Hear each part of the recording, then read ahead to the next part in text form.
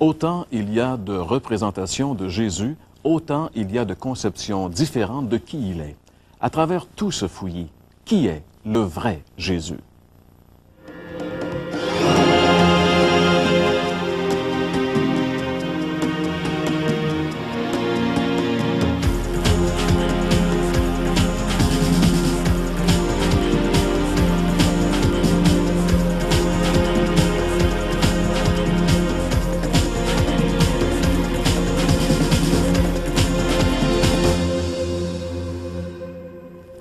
Mesdames, Messieurs, bonjour et re-bienvenue à l'émission L'heure de la bonne nouvelle. Il nous fait plaisir de vous retrouver encore une fois aujourd'hui alors que nous allons vous parler de la personne unique et extraordinaire du Seigneur Jésus-Christ. Aujourd'hui, on aimerait parler d'un aspect de sa personnalité qu'on n'a pas abordé jusqu'à aujourd'hui d'une manière exhaustive. Nous allons parler de la simplicité de Jésus.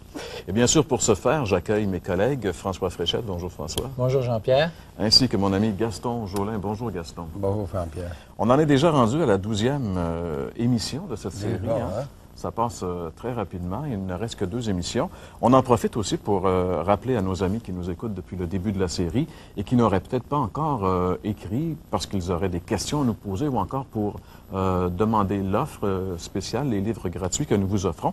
Bien, il faudrait le faire assez rapidement puisque la série achève. Vous allez voir dans quelques minutes l'adresse à l'écran. Notez l'adresse, écrivez-nous. Il nous fera plaisir de vous faire parvenir la littérature que nous vous offrons tout à fait gratuitement, nous vous le rappelons. Alors aujourd'hui, on va vous parler de la simplicité de Jésus. On va aborder donc un aspect de la personne de Jésus qui a vraiment caractérisé Jésus, sa grande simplicité. Vous savez, l'histoire de l'humanité a été marquée par le passage de beaucoup d'hommes importants. Et contrairement à beaucoup d'hommes, des savants, des érudits populaires qui avaient très souvent compliqué les choses, eh bien Jésus, lui, il a employé au contraire un langage qui était très accessible.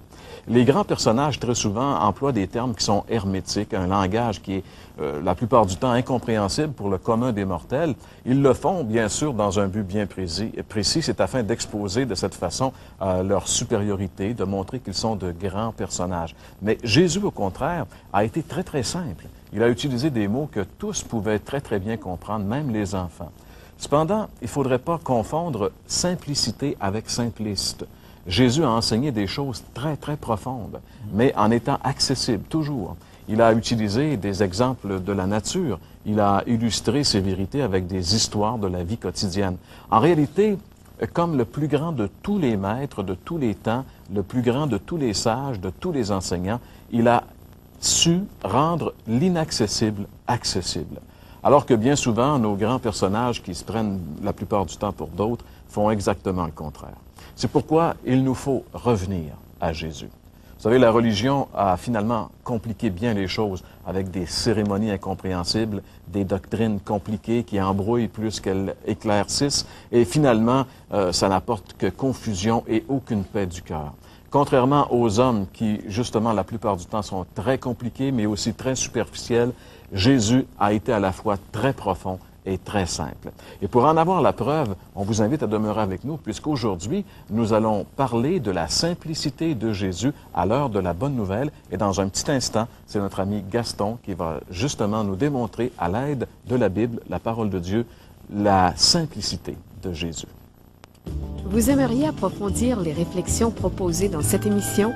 L'heure de la bonne nouvelle vous offre gratuitement un exemplaire du Nouveau Testament, Bonne Nouvelle aujourd'hui, ainsi que le livre Si Dieu existe de Wolfgang Bühl. En plus, un calendrier de réflexion quotidienne. Pour recevoir le tout, écrivez-nous et faites-nous part de vos commentaires. L'heure de la bonne nouvelle, casier postal 1054, Sherbrooke, J1H 5L3. La simplicité de Jésus, tel est notre message pour aujourd'hui. La bonne nouvelle, c'est que le salut en Jésus, aussi bien que la vie chrétienne avec Jésus, est d'une grande simplicité. Jésus de nous rappeler justement cette parole en Matthieu chapitre 18 et le verset 3. Je vous le dis en vérité, si vous ne vous convertissez et si vous ne devenez comme les enfants, vous n'entrerez pas dans le royaume des cieux. comme des petits-enfants, avait-il dit. Ici, Jésus souligne la nécessité de la conversion. Et cela est vrai pour tout être humain. Cette conversion à Dieu se réalise avec un esprit d'un enfant. Un enfant n'est pas compliqué. Un enfant fait confiance à ses parents. Il ne met pas en question leurs paroles, ni leurs promesses, bien sûr. C'est dans cet esprit que Jésus accueille ceux qui se confient en lui. Dans l'Épître aux Corinthiens, la première épître, chapitre 1er, le verset 21, nous avons encore la même vérité qui nous est présentée. Car puisque le monde, avec sa sagesse, n'a point connu Dieu, il a plu à Dieu, dans sa sagesse, de sauver les croyants par la prédication ou la folie de la prédication. En fait, on pourrait bien dire par la simplicité de la prédication. En quoi consiste cette prédication? Au verset 23, justement, nous lisons « Nous prêchons Christ crucifié. » Tel était le message de l'apôtre Paul. Tel était le message qu'il présentait partout où il allait. Il pouvait dire « Je n'ai pas voulu savoir autre chose que Christ et Christ crucifié. » Le message de l'Évangile qui mène au salut est simple. Jésus l'a rendu simple et accessible pour tous les humains. Quelqu'un a déjà dit « Les pensées des hommes sont compliquées, mais superficielles, alors que les pensées de Jésus sont très simples, mais d'une grande profondeur. » Dans les évangiles, Jésus emploie toujours des images simples, des images qui sont à la portée des gens pour expliquer des valeurs spirituelles. Jean-Pierre nous a justement parlé un peu de ça au tout début. Ainsi, dans l'évangile de Jean, le chapitre 3, nous avons ce dialogue entre Jésus et ce docteur de la loi, Nicodème. Jésus n'emploie pas un langage compliqué. Bien sûr, c'était un docteur en théologie. Puis pourtant, à ce docteur en théologie, le Seigneur n'emploie pas un langage même philosophique avec cet homme. Il emploie un exemple connu, un exemple simple, la naissance d'un enfant. Il emploie la naissance pour expliquer d'abord cette nouvelle naissance. Premièrement, il souligne sa nécessité et deuxièmement, il souligne comment devenir un enfant de Dieu pour faire partie de la famille de Dieu. Puis c'est encore vrai aujourd'hui. Et j'aimerais citer justement cette parole de Jésus à Nicodème lorsqu'il dit, Jean 3, verset 3, « En vérité, je te le dis, si un homme ne naît de nouveau, il ne peut voir le royaume de Dieu. » Nicodème était conscient qu'il y avait certaines étapes qui se rapportent à la naissance. Des naissances, il en arrive dans toutes les familles, quoi. D'abord, la première étape, il doit y avoir une conception. Deuxièmement, il doit y avoir, ou c'est toujours suivi, d'une période de gestation. Et troisièmement, ou la troisième étape, c'est la naissance même qui prend place. Alors, cette conception d'abord, parce qu'il faut commencer par le premier point. Cette conception s'opère alors que la parole vivante du Seigneur, par l'Esprit, pénètre le cœur de l'homme. Cette vérité souligne la nécessité de s'ouvrir à la parole de Dieu pour entendre la voix de Jésus. À maintes reprises, Jésus adressait cette parole aux foules qui venaient l'écouter. Il leur disait que celui qui a des oreilles pour entendre, qu'il entende. Alors, partout dans le Nouveau Testament, le Seigneur fait appel aux gens. Même il dira, le jour est venu où vraiment ceux qui sont morts entendront la voix du Fils de l'homme. Et ceux qui l'auront entendu vivront. Bien sûr que là, il parle de la mort spirituelle. Il parle à des gens qui sont existants, mais morts spirituels. Ceux qui entendront la voix du Fils de l'homme vivront. Puis une parole qui est bien connue, qu'on retrouve dans le livre de l'Apocalypse qui nous rappelle cette même vérité. Lorsque le Seigneur dit, « Voici, je me tiens à la porte et je frappe. Si quelqu'un entend ma voix et m'ouvre la porte, alors j'entrerai chez lui. » Alors, vous savez, c'est là où ça commence. Il faut toujours être sensible et ouvert pour entendre la voix du Seigneur, la voix du bon berger. C'est là où ça commence.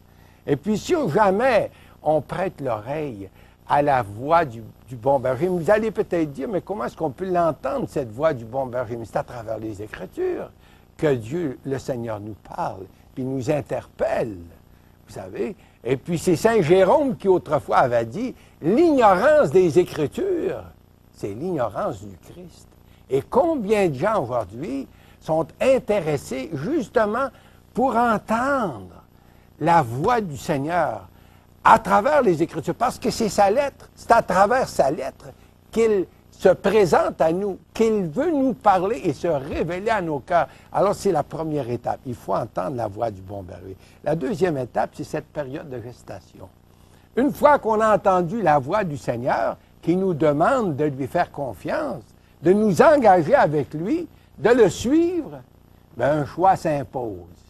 La période de gestation. Un choix s'impose. Puis, vous savez, on ne cède pas facilement notre vie au Seigneur. La plupart des gens, on veut vivre notre vie à nous. Mais pour devenir chrétien, il faut être prêt vraiment à céder notre vie au Seigneur, à lui livrer nos cœurs puis notre vie. C'est Saint Paul qui, lui, pouvait dire justement, lorsqu'il a entendu la voix du Christ qui lui parlait, il pouvait dire, j'ai été crucifié avec Christ, puis maintenant, c'est plus moi qui vis. C'est Christ qui vit en moi. Paul avait choisi de livrer sa vie au Seigneur, et puis de ce moment, c'est plus moi qui vis, pouvait-il nous dire, mais c'est Christ qui vit en moi. De l'autre côté, on se rappelle l'histoire du jeune homme riche qui est venu au Seigneur, puis avec cette question, qu'est-ce que dois-je faire pour hériter la vie éternelle? Et Jésus, qui savait, lui, parce qu'il pouvait lire le cœur des hommes, qui savait justement que ses richesses, parce que c'est un homme très riche, ses richesses avaient une priorité dans sa vie, le Seigneur lui dit, bien, écoute, débarrasse-toi de tes biens, donne-les, donne-les aux pauvres, puis viens, puis suis-moi. En d'autres mots, tout ce qui t'empêche de me suivre, mets ça de côté, puis viens, puis suis-moi. Et ce jeune homme est retourné tout triste. Et il ne pouvait pas, ou il a refusé de faire ce grand choix, de vraiment s'engager avec le Seigneur. Des milliers de gens encore aujourd'hui font volte-face et préfèrent continuer à vivre leur vie comme bon leur semble. Et finalement, il y a la troisième étape. Pour celui qui reconnaît son besoin de Jésus, celui qui est prêt à prendre cette décision de se livrer à Jésus comme sauveur, de lui faire confiance pour le salut de son âme, c'est le moment de la délivrance. Justement, on appelait autrefois la naissance une délivrance. La maman a été délivrée.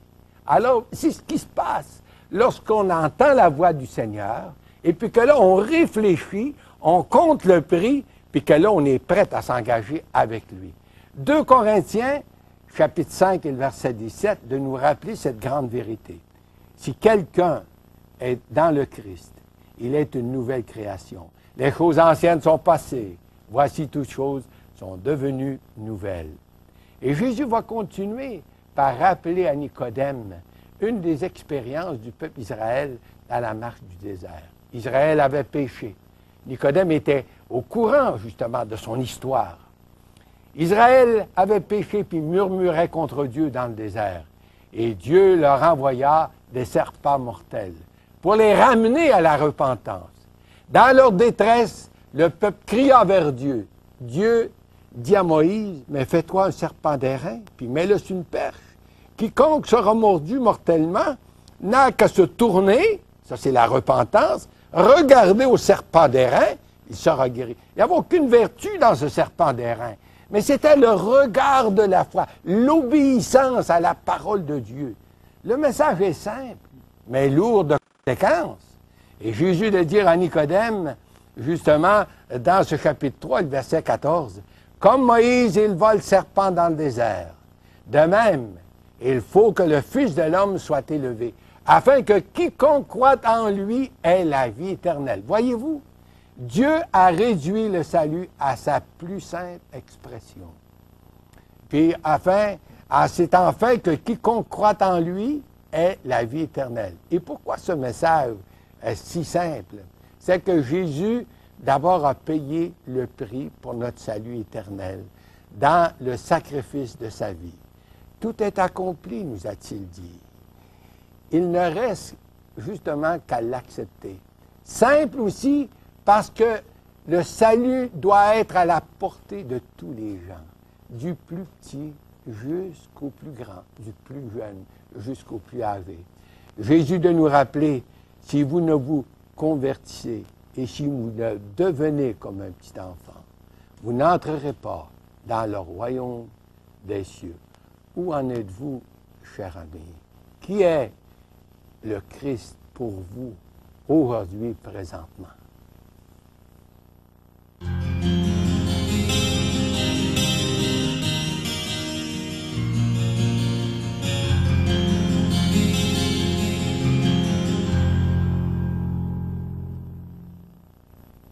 Que c'est donc vrai, Gaston, comment la simplicité du Seigneur est grande. Et cette simplicité du Seigneur Jésus est si grande et si simple, effectivement, qu'elle en vient même à choquer. Et s'il en est ainsi, c'est à cause de l'orgueil de l'homme. J'aimerais vous raconter une histoire de la Bible qui illustre très bien la simplicité du message de l'Évangile et comment l'être humain aime à compliquer ce que Dieu a fait simple. C'est l'histoire d'un homme qui s'appelle Naaman, qui se trouve dans le 2e livre des rois, dans la Bible, dans l'Ancien Testament, et c'est au chapitre 5 que l'on voit cette histoire. Cet homme était un homme syrien, un haut gradé de l'armée syrienne, et cet homme était lépreux et a été envoyé avec une délégation pour aller en Israël vers un prophète afin qu'il puisse être guéri par le prophète. Donc, cet homme était un lépreux et voulait guérir. D'ailleurs, dans la Bible, la lèpre est une figure du péché. Ainsi, pour guérir, le prophète Élisée lui dit simplement de se tremper 7 fois dans le Jourdain, et non seulement il lui dit, mais il lui envoie dire, il ne se présente même pas devant cet homme lépreux. Et c'est là que devient intéressante la réaction de cet homme. Regardons ensemble la réaction de Naaman. Et il dit, Naaman fut irrité et il s'en alla en disant, « Voici, je me disais, il sortira vers moi, en parlant du prophète, il se présentera lui-même, il invoquera le nom de l'Éternel, son Dieu, il agitera sa main sur la place et guérira le lépreux. Les fleuves de Damas, l'Abana et le Parpar ne valent-ils pas mieux que toutes les eaux d'Israël? Ne pourrais-je pas m'y laver pour devenir pur? » Et il s'en retournait et partait avec fureur. Voyez-vous, la simplicité du message du prophète l'a offusqué. Heureusement que Naaman s'est ravisé et a écouté le précieux conseil de ses amis, de ses serviteurs. Voici ce que ses serviteurs lui firent dire. Mais ses serviteurs s'approchèrent de lui pour lui parler et lui dirent, « Mon père, si le prophète t'avait demandé quelque chose de difficile, ne l'aurais-tu pas fait? Combien plus dois-tu faire ce qu'il t'a dit? Vas-y, lave-toi dans le Jourdain et tu seras pur. » 2 Rois, chapitre 5 et au verset 13. Comme la solution proposée est simple et facile, il a fallu à cet homme de s'humilier pour faire simplement ce que le prophète lui demandait. Imaginez se laver 7 fois dans le Jourdain. Je comprends très bien sa réaction. Le message de l'Évangile est tout aussi simple que regarder le serpent d'airain dont Gaston nous a parlé tout à l'heure, ou de se laver 7 fois dans l'eau du Jourdain. La vraie difficulté est de croire et d'obéir à ce que Dieu demande, et ce, malgré la simplicité de cette demande que Dieu fait. Celui qui acceptait de regarder le serpent d'airain était guéri, Naaman n'avait qu'à croire et obéir à l'ordre du messager de Dieu pour être guéri. Un geste équivalent est maintenant demandé pour ceux qui veulent être guéris de leurs péchés d'une façon parfaite pour recevoir le pardon de Dieu, en fait. Nous devons regarder à la croix du Calvaire où Jésus-Christ a pris sur lui le jugement de Dieu. Écoutez encore ce que dit la parole dans l'Évangile. Et comme Moïse éleva le serpent d'airain dans le désert, il faut de même que le Fils de l'homme soit élevé, afin que quiconque croit en lui ne périsse point, mais qu'il ait la vie éternelle. Quiconque regarde à la croix et croit de tout son cœur obtiendra la promesse de la vie éternelle. Il faut prendre Dieu au mot. C'est cela la foi qui sauve. Il n'y a aucune place pour l'orgueil parce que c'est Dieu qui a tout accompli et que maintenant Dieu demande de simplement s'humilier, de reconnaître simplement que Christ, sur la croix du Calvaire, a pris vos péchés et qu'un geste aussi simple qu'un regard de foi vers la croix où Christ a pris mes péchés sur lui, Dieu dit que c'est exactement cela qui peut sauver.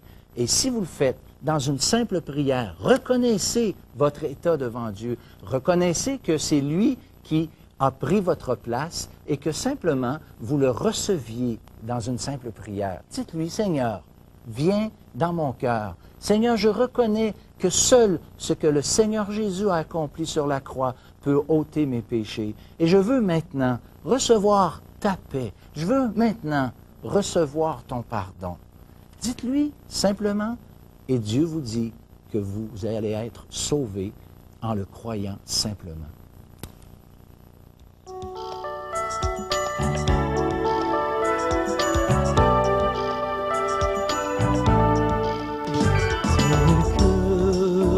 Je suis sans rien à moi, sinon ton sang versé pour moi, et ta voix qui m'appelle à toi.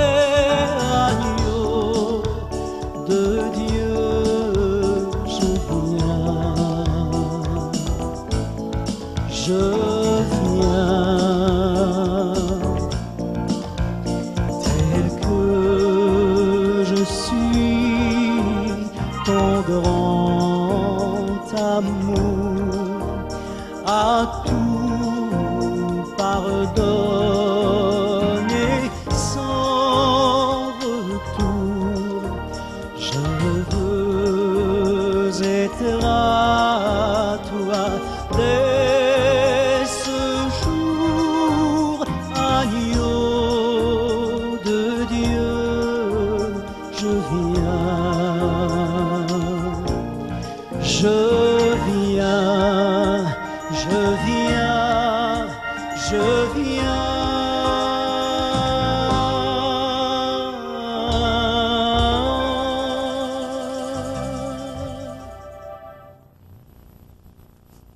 Merci beaucoup. Jacques Whitney qui interprétait ce cantique « Tel que je suis, Seigneur, je viens ». Et c'est justement, ce sont des paroles qui expriment très bien une réalité. C'est comme on est qu'on doit venir au Seigneur Jésus-Christ. Et lui va nous pardonner et lui a la puissance de nous transformer. Vous savez, on ne peut pas se changer, on ne peut pas se transformer nous-mêmes. Seul lui a la puissance de le faire. C'est pourquoi il faut venir à lui tel que nous sommes. Et quant à nous, bien sûr, nous aurons l'occasion de se retrouver un petit peu partout dans la province en fin de semaine prochaine, samedi le 8 avril. François? François, moi, je vais être à Sainte-Marie-de-Beauce, dans un restaurant où je donnerai mon témoignage. Il faut appeler au téléphone pour avoir les détails, l'heure et la bonne adresse. Là, je ne veux pas mettre personne dans la confusion. OK. Sainte-Marie-de-Beauce, dans la Beauce. Gaston, dans la région du nord de Montréal? Oui, à Mont-Laurier, et puis c'est le 8 avril également.